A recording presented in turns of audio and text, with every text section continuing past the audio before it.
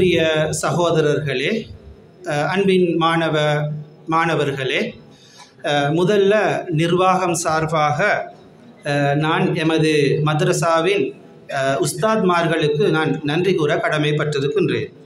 அதாவது இங்கு கன்சுல் குர்ஆன் என்ற ஒரு போட்டி நிகழ்ச்சியோடு சேர்த்து கிளாஸ் ரூம் டிசைனிங் என்ற, அதாவது வகுப்பறை அலங்காரம் என்ற ஒரு நிகழ்ச்சியையும் சேர்த்து இந்த நிகழ்வை நடாத்தியதையிட்டு உண்மையில் நான் எமது நிர்வாகம் சார்பாக எமது மனப்பூர்வமான நன்றிகளை தெரிவித்துக் கொள்ள விரும்புகிறேன். காரணம், கற்றல் நடவடிக்கையை பொறுத்தவரையில் உண்மையில் வகுப்பறை முதல்ல கவர்ச்சிகரமானதாக இருக்க வேண்டும், வகுப்பறை மகிழ்ச்சிகரமானதாக இருக்க வேண்டும். நமக்கு தெரியும், நாங்கள் ஒரு உணவு உண்ணும் முன்பு சொல்லுவார்கள், வாய் சாப்பிட முன்பு கண் சாப்பிட வேண்டும் என்று. எனவே மாணவர் கற்கின்ற வகுப்பறையை பொறுத்தவரையில் இன்று கல்விக் கொள்கையில் மிக முக்கியமாக எதிர்பார்க்கப்படுகின்ற ஒரு விடயம், வகுப்பறை மிகவும் கவர்ச்சிகரமானதாக இருக்க வேண்டும். வகுப்பறையில் கற்பிக்கின்ற ஆசிரியருக்கு கூட பல நிபந்தனைகள் அரசாங்கத்தினால் போடப்பட்டிருக்கின்றது. அவரது 40 நிமிடங்களில் முதல் 5 நிமிடத்தையும் அவர் செலவழிக்க வேண்டும் பாட பிரவேசத்துக்காக. அதாவது மாணவர்களை தன்வயப்படுத்தி கொள்வதற்காக வேண்டி அந்த ஆசான் தன்னாலான அனைத்து முயற்சிகளையும் செய்ய வேண்டும். அந்த வகையில் இந்த போட்டி நிகழ்ச்சிகளில் வகுப்பறைக்கு முக்கியத்துவம் கொடுத்து வகுப்பறை ஒரு நிகழ்வை நடாத்தியதையிட்டு மீண்டும் உங்களுக்கு நான் நன்றிகளை தெரிவித்துக் கொள்ள விரும்புகின்றேன். அன்புக்குரிய சகோதரர்களே, மாணவர்களே, நடைபெற்ற போட்டி நிகழ்ச்சிகளில் நானும் ஒரு மத்தியஸ்தர்களாக நான் கலந்து கொண்டேன். அந்த அடிப்படையில் எமது மத்தியஸ்தர்கள் குழு சார்பாகவே இங்கு பேச முன்வந்திருக்கின்றேன். அன்புக்குரிய சகோதரர்களே, வகுப்பறை அலங்காரம் என்ற அடிப்படையில் அதை 2 பிரிவாக அவர்கள் பிரித்திருந்தார்கள். ஒன்று அல் இப்திதாயியா, அடுத்தது அசானவியா, அதாவது கனிஷ்ட பிரிவு, சிரேஷ்ட பிரிவு.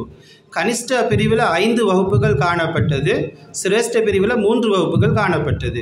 அப்போ எங்களுக்கு மദ്രஸா எமது உஸ்தாத்மார்கள் எங்கள்கிட்ட வேண்டிக் கொண்டது என்னன்னு சொன்னால், இந்த 5 வகுப்புகளில் மிக சிறந்த அலங்காரங்கள் சகலதும் பூர்த்தியான ஒரு வகுப்பை தெரிவு செய்ய வேண்டும். சிரேஷ்ட பிரிவில் 3ல் ஒரு வகுப்பை தெரிவு செய்ய வேண்டும். அதில் நான் மிகவும் சங்கடத்துக்கு உட்பட்ட ஒரு விடயம், அந்த 5 வகுப்பில் ஒரு வகுப்பை தெரிவு செய்யணும்னு சொன்னாங்களே, அந்த குழுவில் தான் நான் மத்தியஸ்தம் வகித்தேன். 3 வகுப்பில் ஒன்றை தெரிவு செய்ய சொன்னால் கொஞ்சம் சங்கடம் குறைவு. இந்த 5 வகுப்பில் மிக சிறந்த வகுப்பு, எல்லா விடயங்களும் உள்ளடங்கிய வகுப்பு என்பதை தெரிவு செய்கின்ற சொன்ன நேரத்தில் உண்மையில் எனக்கு மிக கஷ்டமாக இருந்தது. அதுக்கான காரணம் என்னதுன்னு சொன்னால், எனது பார்வையின் அடிப்படையில் இந்த இப்திதாயியா பகுதியை தான் நான் மத்தியஸ்தம் வகித்தேன். அதில் 5 வகுப்புமே உண்மையிலே பரிசுக்கு தகுதியானவர்கள். அதே போல் சிரேஷ்ட பிரிவை மத்தியஸ்தம் வகித்த சகோதரர்கள்ட்ட கேட்ட நேரத்தில் அவர்களும் அதே கருத்தை குறிப்பிட்டார்கள். அந்த வகையில் உண்மையிலே இங்கு நாங்கள் முதல் இடம் 2ஐ தான் தெரிவு செய்திருக்கின்றோம். இப்திதாயியா பகுதியில் ஒரு வகுப்பையும் சானவியா பகுதியில் இன்னும் ஒரு வகுப்பையும்.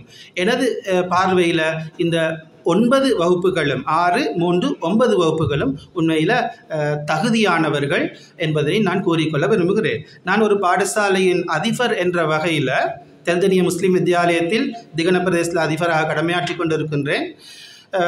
உண்மையில் இப்போ என்னைய ஜட்ஜ் பண்ண வர சில நேரத்தில் நான், அதாவது பெரிய அளவில் நான் எதிர்பார்த்து வரல, ஆனால் ஜட்ஜ் பண்ணி அதை வந்து பார்த்த பிறகு தான் எனக்கு விளங்கிச்சு, அதாவது இந்த மദ്രஸார் அந்த வகுப்பறையிலிருந்து எங்களுக்கு ஸ்கூலுக்கு சில விஷயத்தை கொண்டு போகக்கூடிய அளவுக்கு உண்மையில் எமது மாணவர்கள் மிக சிறப்பான முறையில் அந்த வகுப்பறை கிளாஸ் டிசைனிங்கை செய்திருந்தார்கள். அப்போ அவர்களுக்கு நாங்கள் சில நிபந்தனைகள் கொடுத்திருந்தோம். அந்த நிபந்தனையெல்லாம் நான் எடுத்துகிட்டு வந்து என் வாசிக்கிறதுக்கு நேரத்தை கருத்தில் கொண்டு நான் வாசிக்கல இந்த இடத்துல. அதில் சுருக்கமாக சொல்கிறேன்னு சொன்னால், அதாவது வகுப்பறை அந்த பெயர் சஃபுல் லவல், சஃபு சானி, இது போன்ற அந்த வகுப்பறையின் பெயர் முதலாவது இருக்கணும். அதே போல் வகுப்பறைக்கு ஒரு டைம் டேபிள் அழகாக இருக்கணும். வகுப்பறையில் தளவாடங்களோட எண்ணிக்கை சரியாக முறையாக அதாவது காட்சிப்படுத்தப்பட்டு இருக்கணும். வகுப்பறை மாணவர்களோட எண்ணிக்கை இருக்கணும். பொறுப்பாசிரியர் யாருன்றது இருக்கணும். இது போன்ற நிறைய தகவல்கள் அங்கே சொல்லப்பட்டிருந்துச்சு. அதில் ஒரு நிபந்தனையாக நான் நினைக்கிறேன், அல் இப்திதாயியா பகுதிக்கு 15 பிரிசில் போர்டுகளும் அடுத்து சானவியா பகுதிக்கு 10 பிரிஷில் போர்டுகளும் தரப்படும்.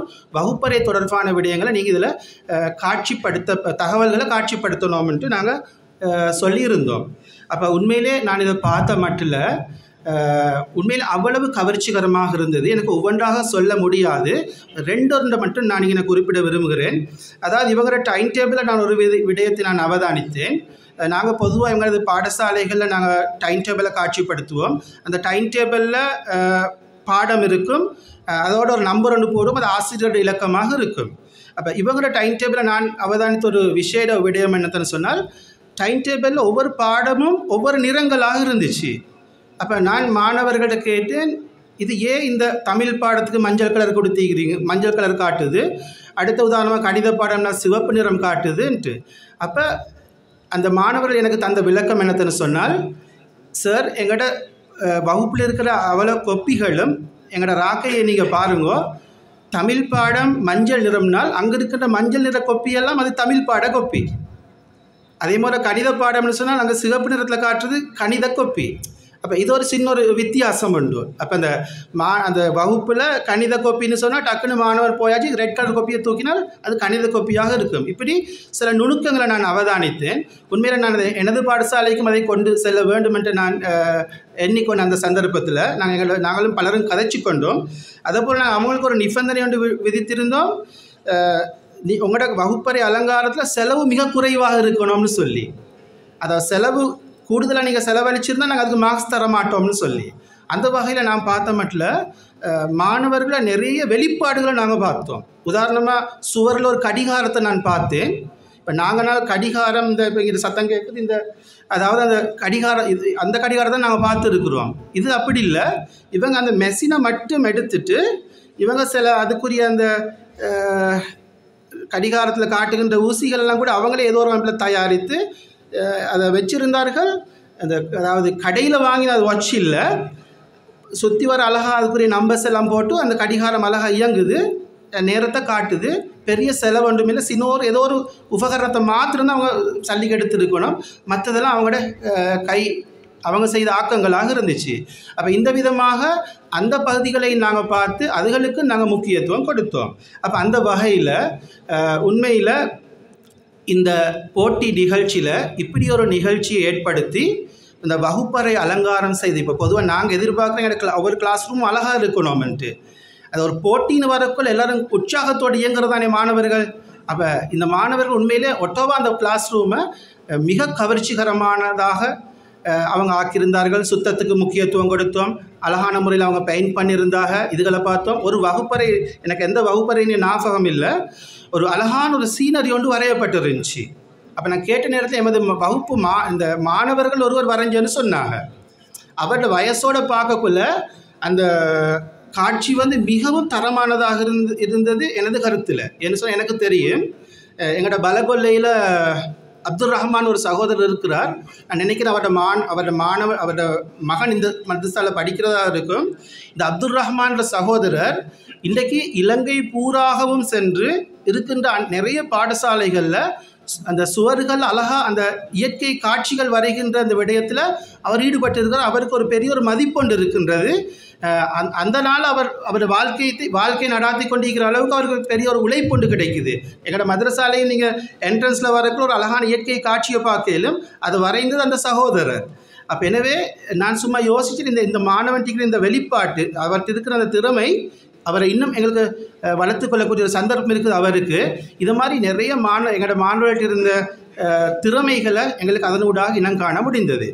எனவே அன்புக்குரிய மாணவர்களே, சகோதரர்களே, நான் பலமையாக எங்களுடைய இந்த மாணவர்கள்ட்ட நான் சொல்லுகின்ற மிக முக்கியமான ஒரு உபதேசம் என்னன்னு சொன்னால், நீங்களாம் உண்மையிலே கொடுத்து வைத்த மாணவர்கள்னு சொல்லி. என்ன சொன்னால், இப்போ நாங்கள் பாடசாலை அதிபர்களாக இருக்கிறோம். இப்போ இங்கே இன்னும் ஒரு சாரும் இருக்கிற அதிபர், ஒரு புதிய அதிபர் தனுஷ் அதிபர், அதே போல் எங்களோட அனுபவம் உள்ள நிலாப்தீன் அதிபரும் இருப்பார்னு நினைக்கிறேன். இதுபோல் பல பேர் இருக்கிற ஆசிரியர்கள் நிறைய பேர் இருக்கிறாங்க. இன்றைக்கு நாங்கள் எங்களோட அரசாங்க பாடசாலைகளோட மாணவர்களோடு நடாத்துகின்ற போராட்டம் ஒரு பெரிய ஒரு போராட்டமாக இருக்கின்றது. இப்போ பாருங்கள், இந்த சபையில் கிட்டத்தட்ட 340 ஆண் மாணவர்கள் இருக்கிறாங்க. நான் நினைக்கிற ஊசியை போட்டால் கூட அந்த சத்தம் இந்த சபையில் கேட்கும். அந்த அளவுக்கு ஒரு அமைதி இருக்கிறத நாங்கள் பார்க்குறோம்.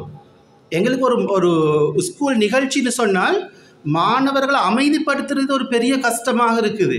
இடைக்கடை ப்ரிஃபெக்ட் மாற போட்டு இடைக்கடை அவங்கள கண்ட்ரோல் பண்ணி இப்படியான ஒரு கஷ்டமான ஒரு நிலை இன்றைக்கி ஆண் மாணவர்களுடைய விடயத்தில் நாங்கள் அரசாங்க பாடசாலைகள் சந்தித்து கொண்டு இருக்கிறோம். சுருக்கமாக சொன்னால் இன்றைக்கி ஸ்கூலுக்கு வர ரிசல்ட்ஸ் எல்லாம் பெண் மாணவிகள் எடுக்கின்ற ரிசல்ட்ஸுக்கு தான், மாணவிகள் பக்கம் இருந்து வருகின்ற ரிசல்ட்ஸ்.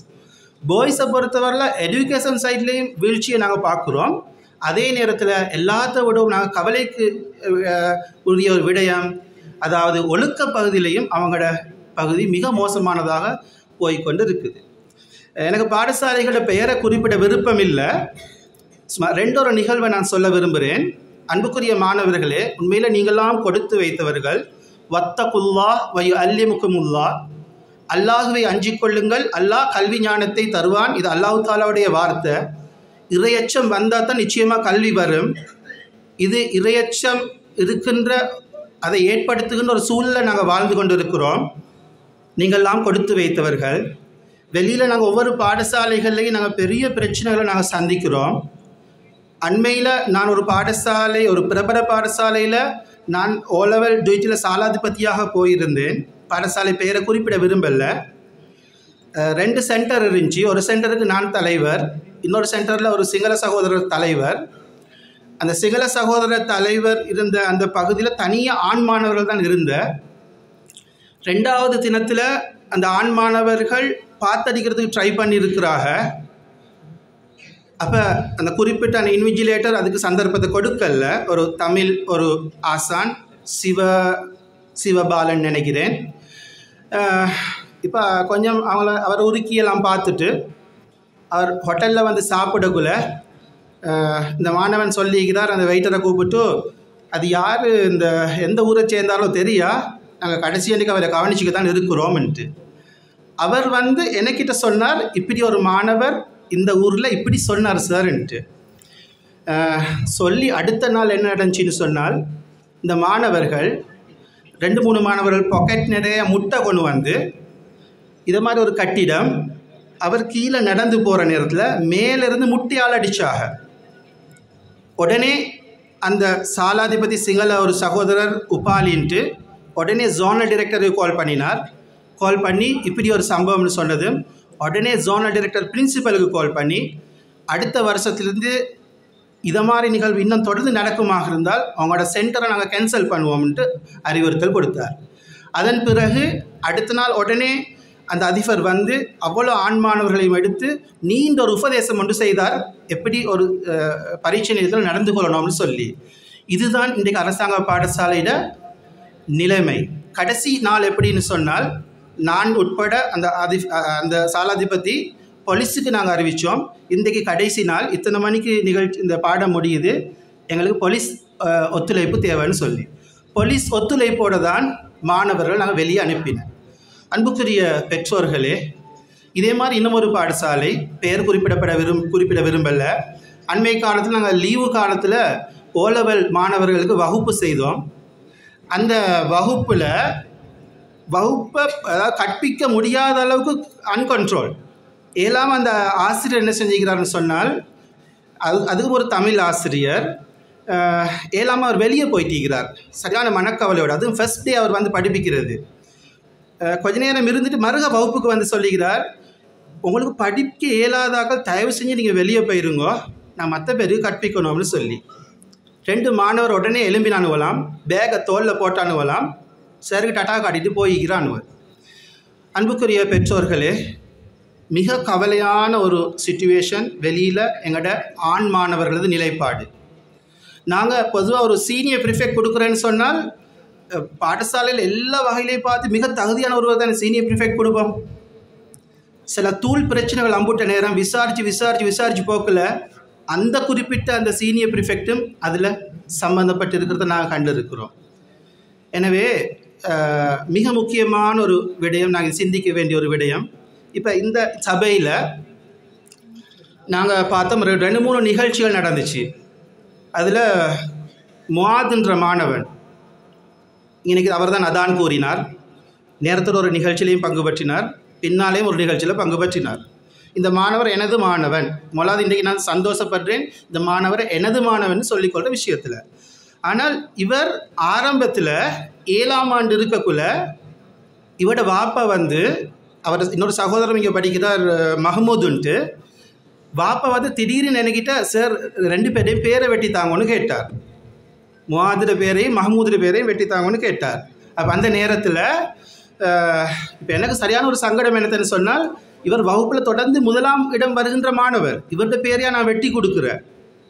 சரி, அந்த நேரத்தில் சரி பரவாயில்லன்னு 2 பேரையும் பேரை வெட்டி கொடுத்தேன்.